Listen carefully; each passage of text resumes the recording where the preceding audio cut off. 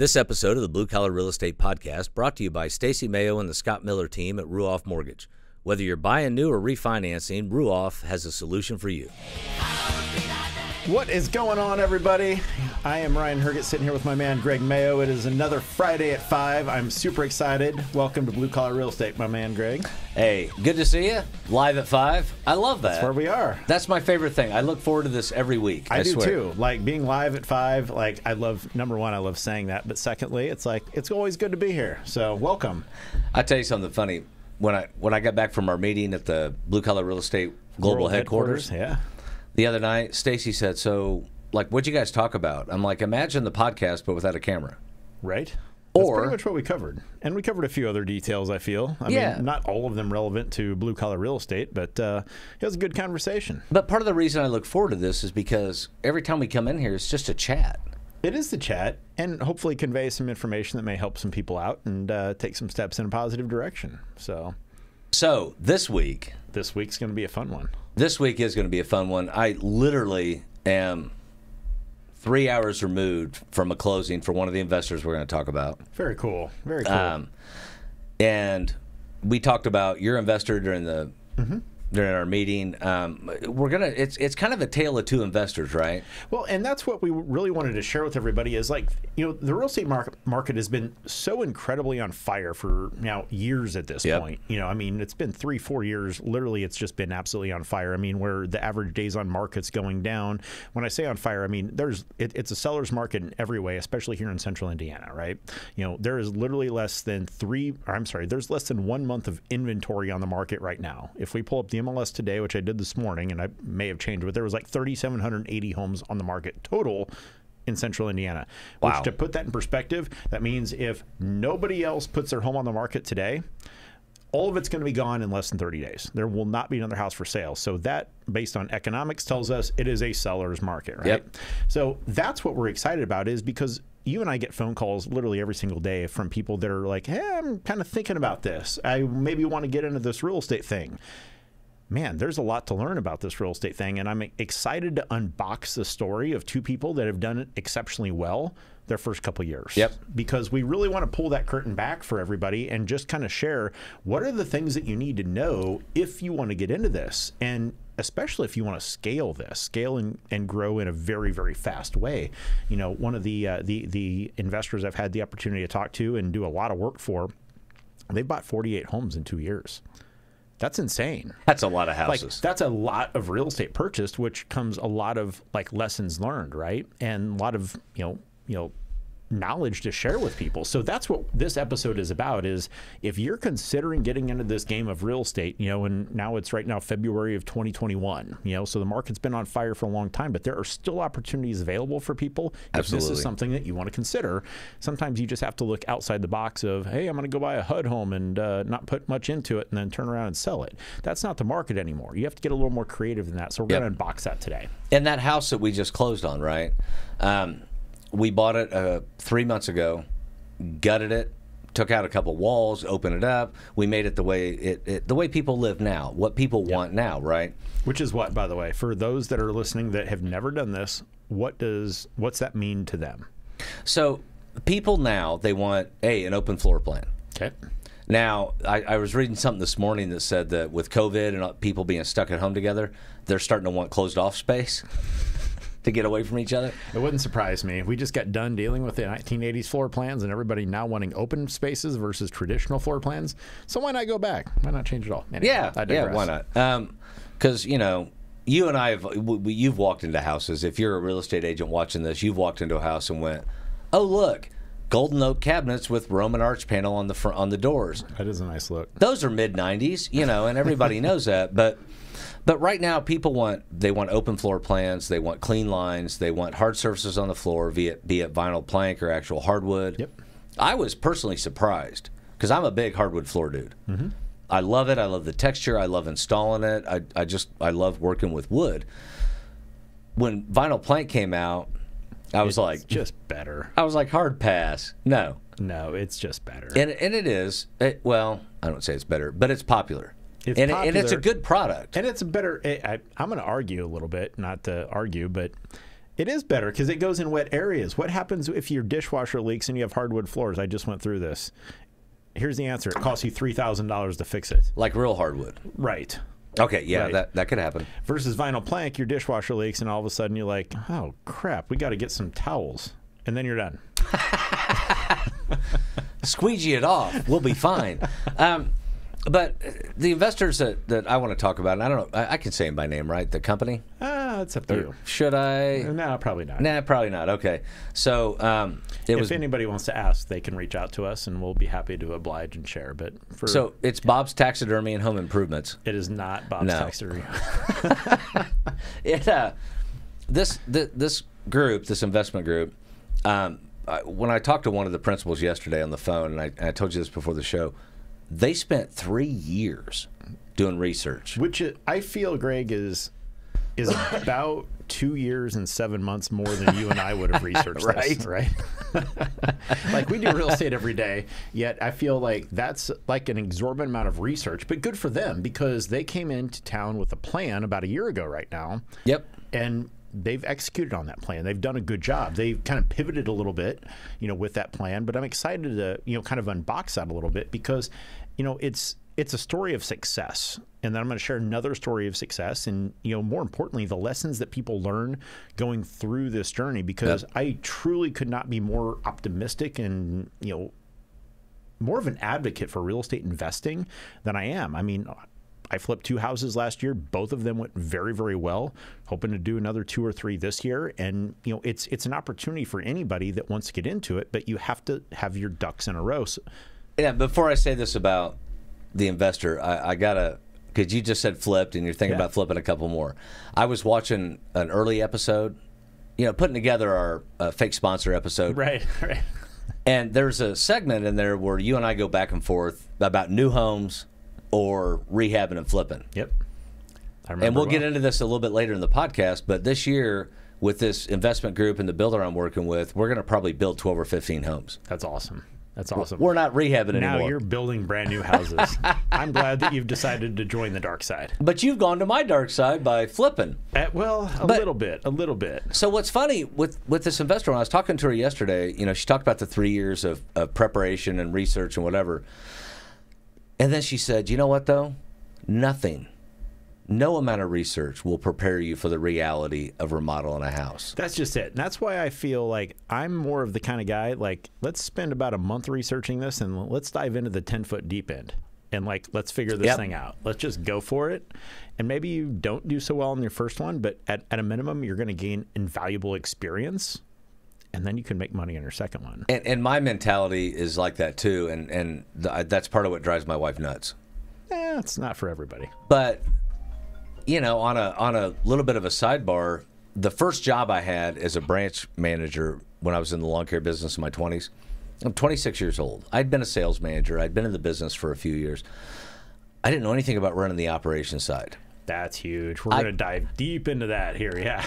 I got offered the job, and I'm like, I'm more worried about negotiating my salary and bonuses, right? I'm 26 years old. Right. I don't know anything. Because I knew I could sell the stuff, and I knew I could train people to sell the stuff. So I took the job with no idea what I was doing. What the actual job was, right? And then I decided to learn. Mm-hmm. And luckily, there was a lady, and this was in Rockford, Illinois, and this was back in the 90s. There was a lady that worked there as the office manager. Her name was Nikki. Nikki was my savior. Was your best friend. Because Nikki could produce a report about anything that I ever needed to know. So having the right team, right? And we're going to get into that. So let's back up to my investor, because again, in the tale of two investors, your investor has done it way different. Very much so. Yep. And there's some overlap, right? But so they did all this research. You actually introduced me to them about a year ago. Yep. And in this year, we've done 2 houses and acquired 4 lots. Yep. One of the lots we're starting to build on, yada, yada, yada. The 2 houses that we did, you and I did one together. Yep. Literally. Flipped it together. Tool belts on, jacking around. I realized I'm too old. But we got them done, and they made a little bit of money. Yep. No, they were good first opportunity flips, I feel. They were good deals to get started with because one of them was, relatively low risk. I think they bought it for like 59 grand or something like that. So it was a, lower dollar amount with a, modest investment going into it. But then they made, probably, if I had to do the math in my head right now, somewhere around about a 15% return on their dollar there. So it wasn't bad. It definitely was not a bad first investment. And it kind of got their appetite wet. But, they came into, I remember sitting down with this investor. We were having lunch, and they came in with this grand plan of we want to buy 15 houses this weekend, right? And I'm like, let's back the truck up just a touch here. Like seriously, let's back the truck up just a touch here because do you know what that means? Do you know what's involved with that? What are the carrying costs involved with that? Who is your team that is going to manage this because you don't live here, right? And so it was a process of discovery because again, like you just said there, you're going to get started with this. You can do all the research in the world, but then nothing is going to prepare you for actually doing it, and I feel that they've taken a very conservative approach, but that approach has also produced some very good results, whereas one of the other investors that I had a conversation with, they literally about 12 homes their first month. They took the other approach, and it was like, whoa, wait a second here. Wait, this doesn't just work like we just buy this and then HGTV happens and now all of a sudden 90 days later I'm rich.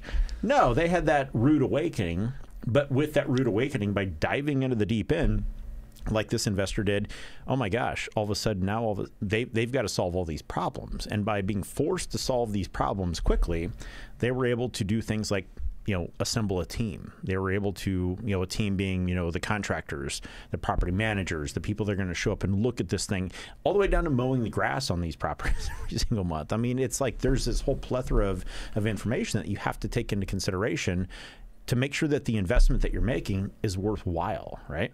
And to make yourself not go insane. Let's be honest. That's a big piece of it, yeah. So my guys, we did a couple houses. And they quickly learned, and she called it on-the-job training, which I thought was beautiful. But they quickly learned that there are challenges and opportunities that you cannot anticipate in a rehab, especially like this last house, a house built in the 1920s. You're going to find stuff. I'll give you an example. We had $1,000 in the electrical budget. Mm-hmm. I didn't do a full inspection, but I looked around and I saw some stuff, and I'm like, okay, we need to address this, right? Yep. When they open the wall, now, and I got to say this, out of the service panel, the wires come out of the top, usually. I saw a bunch of Romex, which if you don't know what that is, that's newer wiring, generation wiring, right? And I'm like, okay, somebody rewired the house. $1,000, electrical. Well, we had to remove 2 walls. We removed one of them. My contractor found knob and tube. If you wonder why I'm laughing there, because that's bad.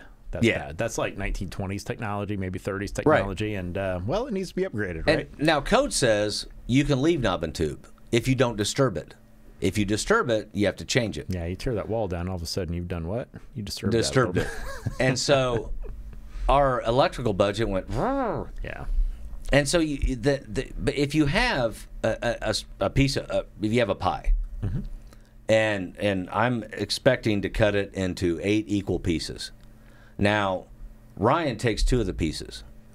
Well, and to that point exactly is we just did a roof 2 days ago for this investor. Yeah. We just did a roof 2 days ago, and this roof was, it had 2 layers on it. It was not in the best of shape, and they knew they were going to have to replace it. Well, unfortunately, not only did they have to replace it, but because it had no ventilation, there was literally no insulation in the attic. All the decking literally fell apart as we were taking the shingles off. So now insert another $3,500 of unexpected expenses and replacing, in essence, redecking the entire house is what we had to do on it, and add in all the ventilation work. Well, that's $3,500 that you weren't planning on, very similar to what you're just talking about from an electrical perspective. And these are the things that you have to take into consideration. You have to have, and excuse my language here, but you have to have an OSHIT budget built into this because it's going to happen, especially if you're dealing with older homes, right? And that's exactly right. And to my point, if your budget is $20,000 for the rehab, and this one line item was $1,000, and now it's $5,000, your budget's still $20,000. Yep. So where do you figure that out at, right? And we've talked ad nauseum on this show about ugly money and pretty money and making things right before you make them sexy and all that kind of stuff. But that was one thing that these investors learned. And as they talked with me and the builder contractor that we're working with, they kind of started thinking about maybe we could look at new construction. So I want to dive into that a little bit because you've taken a different pivot here with this and gone from flipping houses to looking at, hey, what do we do to actually build a brand new house for people? Because there's plenty of margin, profit margin in building a brand new house as well, as long as you buy everything right and you manage the process accordingly. But tell us about that, because that's something that I don't think a lot of people consider is, maybe I could build, I don't want to call it on speculation, but build based on what the market is demanding, based on what the trends are, and build a product that's going to serve the market's needs, right? Right. And that's what you guys have been doing. So kind of unbox that a little bit. So Perry Livingston says, "Yeah, we did," from Facebook. So I don't know what that means. What's he talking about? There's Perry right there. All right, so I can mention Perry. Hi, Perry. We closed it, girl. We good. So Perry and I were talking yesterday quite a bit about this, and so here's how it worked. When we got into the last property, and after the challenges we had the stove and the property you and I did together for them stolen 3 times. I think it was twice. It was the air conditioner that was also twice, I believe. So yeah, they even tried to steal an arborvitae out of the front yard, a bush. That or they just pulled them up. I don't know, but it was very poor, very, very poor, like vandalism at that. So. Yeah, and so we were all talking, Perry and her partner and then our contractor and I, we were all on a conference call, which Perry sets up all the tech stuff because I always screw it up. But we were all talking, and I said, hey, guys, what if we could find lots that were affordable, and we could build affordable houses? Now, in I'm not going to get too big picture on you, but in the world of perfect storm, right? At the time, me and the builder had 2 properties that he had built that were not affordable, that had been languishing on the market for a minute, and I think a lot of that had to do with COVID and different stuff in 2020 that made people kind of hedge on spending that kind of money downtown. And I'm like, what if we could build affordable houses? And an affordable house in Indianapolis is under $200,000, right? What if we could build a brand new house under $200,000, quality construction, as green as we can make it? We can control the process a lot better. In fact, the house that the builder and I did, the ICF home over on 12th Street, that big ginormous frickin' place, Adam didn't care. When Adam bought that property, there was a house on it. He was going to rehab it. Crap kept going sideways on him. So he tore it down and built a new one. He just tore it down and buy a new one. Yeah. So we're all talking on the phone, and everybody's like, well, I'm interested. How would that work? And, of course, Adam was like, yeah, I'm done rehabbing. Let's build something. So we found a way, and everybody used their unique talents, and you're going to talk a lot about this and when we get into the team building part, right? Everybody used their talents to put this process together where we acquired 4 lots like that. I mean, literally. So with new builds, the idea is, and Perry's thing was, it's a little bit more controllable. You're always very much some more controllable. Absolutely. Anytime you with have many less unexpected surprises. Right. And anytime you have that many contractors and that many moving pieces and different materials, you're going to have surprises. But instead of this many surprises, we're looking at this many surprises. Yeah, instead of like 100 things that could go wrong, you've got maybe 10. To manage. And, again, that's an exaggeration. That's an analogy. But at the end of the day, when you build a brand new home, which is why I'm such a fan of that, especially when helping people buy and sell houses, new homes just make it so much easier. And plus, it's just all brand new and done and under warranty when you close on it. What is it you call it? New, shiny, and pretty? Who doesn't like new, shiny objects? I mean, I do. And you and I talked about this the other night, and we're now looking at the opportunity to add green elements to the home. I'm excited about that. And part of it is going to be, we got to think of a better name for it, right? I call it a solar starter kit. I mean, starter kit sounds weak, but yes. But a 4-panel system. Basically, wiring it all in so that way if you want to expand on your solar capabilities, the opportunity is there. The wiring's already in place. Yeah, there's a few details there that we can dive into, and if anybody wants to. But ultimately, it's there and it's ready to rock and roll for you if you want to expand on it and start saving some money right away. So to bow tie it, my group started out, we're going to rehab a bunch of houses. They had some opportunities and realized that for them, there's no right or wrong in this, right? But for them and for what they want to do, and probably just as importantly for what the contractor wants to do, we're going to go the route of building new and affordable in downtown Indy. Your investor, by way of comparison and contrast, has taken a completely different approach in the last 2 years. Talk about that a little bit. Very different approach. So, and again, not necessarily my investor, but somebody that we've done a huge amount of work for on their properties.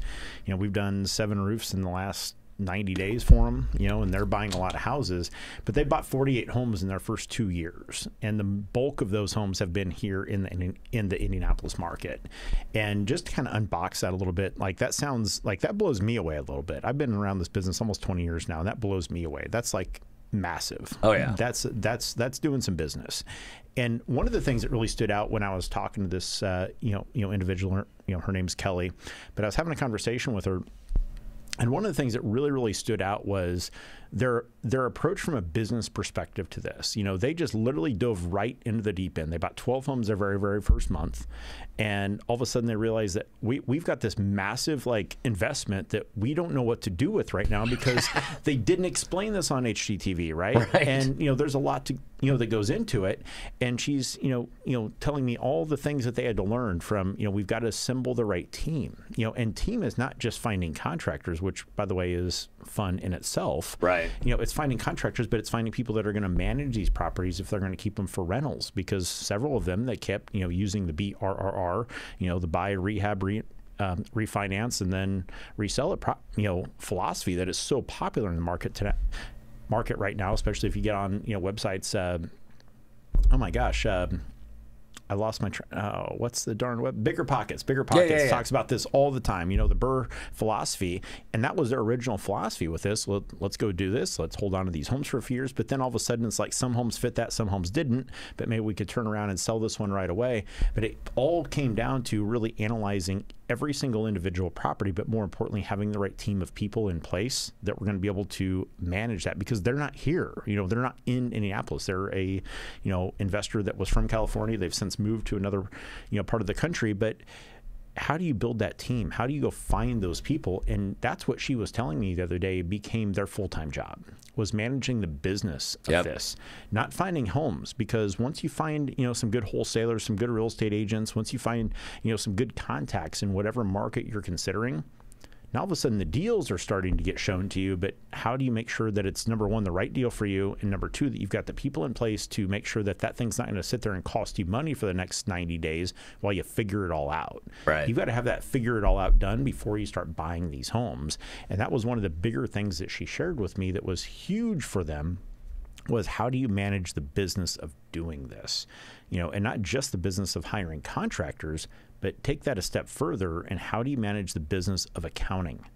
Okay, how do the tax laws apply to this? How do you make sure that you're not overspending on specific items? How do you make sure that you have your buying target set up right with the right wholesalers here, et cetera?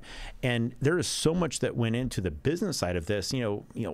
Managing those expenses, the taxes, like I've already mentioned. And another one that she shared with me was permitting. Are you familiar with permitting requirements? You and I went into that on a property we were looking at earlier this year, right as COVID was hitting, and it was going to take literally 3 months to get some permits. So we pulled the plug on a property because that was just, the holding costs were going to be exorbitant. So how do you navigate the permitting process if you want to make major structural changes? And the other thing, so Perry turned us onto this software. It's on my phone, it's on my tablet, it's on my laptop, and it's project management software. Now, I'll be honest with you. When I was a full-time contractor, if you walked into any of the houses I was fully rehabbing, you would see an easel with a schedule on the easel. And everybody, and if anybody came in and did whatever, then they checked it off, signed their name, whatever. Right now, Perry's watching this going, why? But so she turned us onto the software. It's so easy to use. Everybody has access to it. Me, the contractor, her partner. we're going to have access with other subs, and as the more data we plug into it, the more robust it becomes. The more it tells us about what it's doing. It's not an AI bot or anything, or like Polly's robot in Rocky 5. Well, but like anybody? Right. Rocky 5. I do remember that. I do remember Thank Rocky. you. It was actually Rocky 4. I'm going to correct you on that. That was Rocky 4. Oh, it was. You're right, Rocky dude. 4. I know. I got He busted me on a movie quote. What are we in, season 3, 2? What are we? I've got anything Rocky. I've got you covered on. That was boss. I have Rocky 1 through like 12. I think they are on now. So I'm sure Sylvester's going to have another one here soon. I love that part in Spaceballs where he goes, and next our review of Rocky 5000. But the point is, this software takes a lot of that I had to do with pen and paper and phone calls. It takes a lot of that off. Yeah. Because you just plug in what's going to be done, when it's going to be done, the cost. Who's responsible for it? Right. And then the software itself generates all the data about that. You can produce a report about any damn thing. It's awesome. Data in, data out. That's the thing with software is you've got to find people that are willing to use it. But Right. if it's used appropriately, it's fantastic. It's going to tell you what you need to know. And, you know, that's what I really want people to kind of walk away with from this episode is that, you know, you have to have a plan. You have to have the right tools in place. You have to have the right people in place to do this because like any good business, it does not work on just one person. You know, if you want to scale and grow anything, you've got to have a good team of people in place to do that. And that team of people is, you know, property managers. That team of people, you know, if you're getting into real estate investing, you got to have financing in place. You got to have a source of money unless you are just simply independently wealthy and you've got millions of dollars in the bank. That's cool. Good for you. But if not, then you've got to have financing options and you have to understand what that money costs you over a short period of time Right. and over a long period of time. Like, what's that look like a worst case scenario? That was another thing that Kelly mentioned to me is that, you know, you've got to know how this stuff is going to be paid for. What's the schedule with your contractors? You know, because every single situation is just a little bit different. But if you just do a little research, you connect a few of these dots up front, maybe not 3 years, but maybe 3 months, maybe 6 months, whatever that period of time is for you to feel confident that you've got a good team of people in place. Once you buy that first house, you're ready to rock and roll. And that's the key to making sure that you're not going to lose money. Because if you hold on to a home for an extra 3 months, that's going to, I mean, it's theoretically costing you $3,000-$4,000 in just carrying cost, Right. which oftentimes is the difference in making 20% on something versus making 4% on something. That $4,000 can go a long way. And that's what I really want people to walk away from is you have to have a plan. So what's that plan look like? You got to have the right contractors in place. You got to have the right property managers if you're planning on holding these. You got to have the right financing in place. You've got to have the right team of people in place to manage this, you know, this asset that you're acquiring. So that way it works for you and it's not just a complete pain in your ass. And one thing I wanted to share that is not in our notes, we haven't even talked about, but it occurred to me today. I was driving along from the northeast side of Indy to the southeast side of Indy, and I'm listening to Jimmy Buffett, and here's what hit me. When you do these kind of properties, right, you've got, again, the tale of two different investors. One researched for 3 years and then kind of waded in, and that's a good approach. One jumped right in, and that's an okay approach too. And we talk about team, and we talk about synergy, and we talk about trusting people to do what they're going to do. But the main thing I want to drive home, if you want to invest in properties, whatever role you play in it, it doesn't start at 9 a.m. and end at 5 p.m. No. So I told the builder, we're going into these new builds, and I said, you know, when the framing's done, when it's shelled in, and we've talked about what that means before in the show, I need to talk to the framer because I want cabinet blocking in the kitchen in certain spots.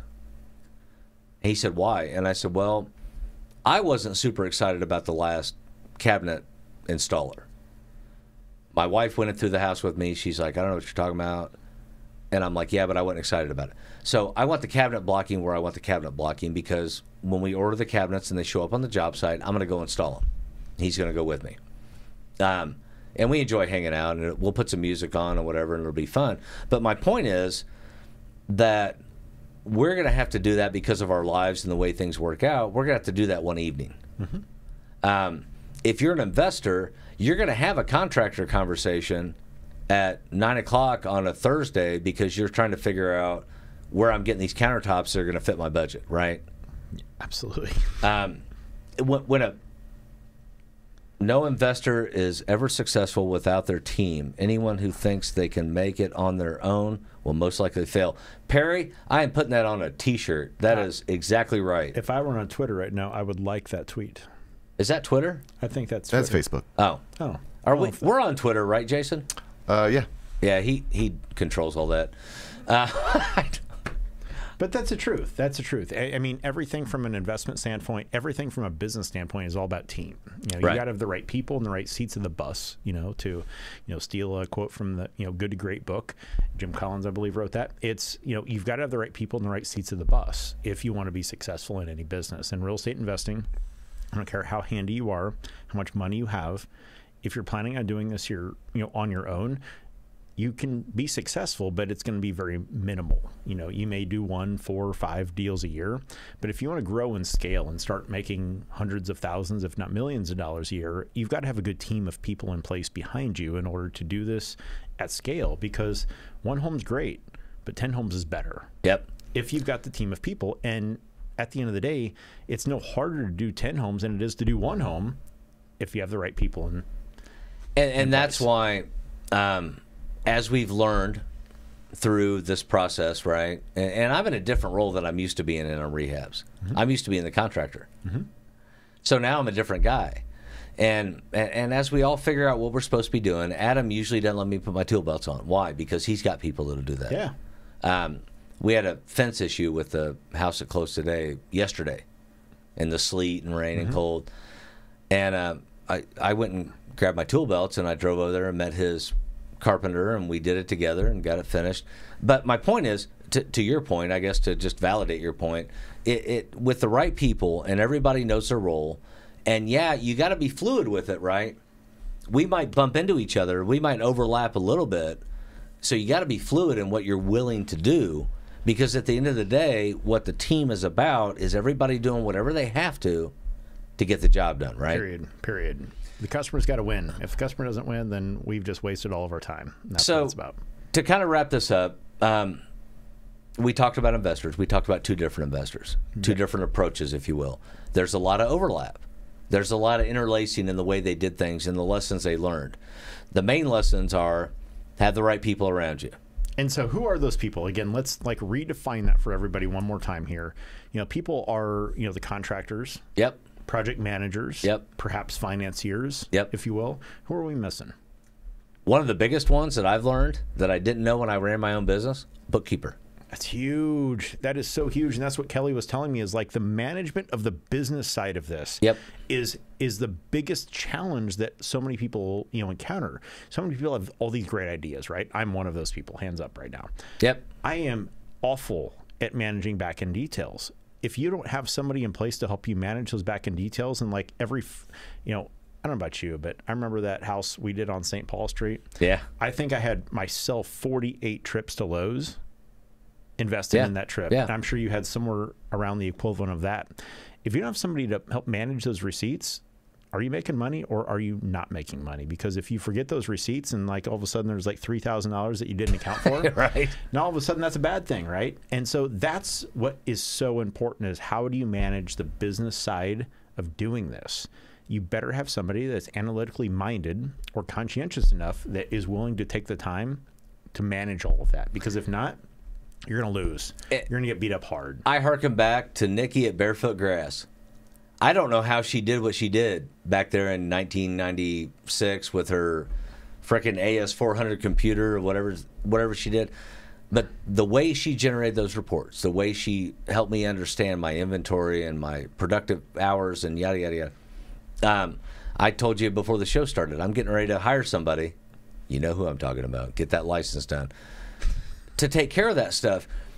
Because she is really good at that and really enjoys it. I was showing her how to use one of the digital sign programs, and she was standing over my shoulder, and she was like, "Why is that not down on the line? That needs to be even. That needs to be the." I like her already. You're who I need. Yes.